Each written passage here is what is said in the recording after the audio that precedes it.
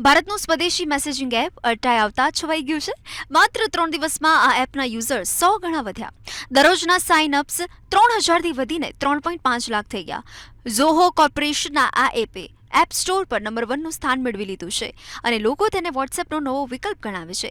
ઝોહોના CEO Shridhar વેમ્બુએ x પર જણાવ્યું, અમે 3 દિવસમાં 100 ગણો ટ્રાફિક વધારો જોયો. અમે ઇમરજન્સી ધોરણે સર્વર વધારી રહ્યા છે.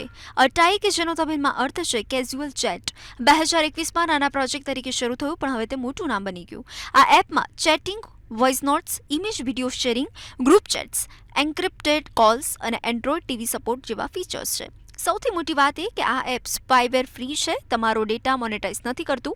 કેન્દ્રીય શિક્ષણ મંત્રી ધર્મેન્દ્ર પ્રધાનની સ્વદેશી એપ અપનાવવાની અપીલ બાદ અર્ટાઈની લોકપ્રિયતા આસમાને પહોંચી. યુઝર્સે તેને વોટ્સએપ કિલર ગણાવ્યું, પણ ઝડપી વૃદ્ધિથી સર્વર પર દબાણ વધ્યું, ઓટીપી ડિલે કે કોલ ફેલિયર જેવી સમસ્યા વધી. ઝોહોની ટીમ રાત દિવસ કામ કરી આ ઠીક કરી રહી છે. આવનાર દિવસમાં નવા ફીચર્સ અને મજબૂત એન્ક્રિપ્શન આવશે.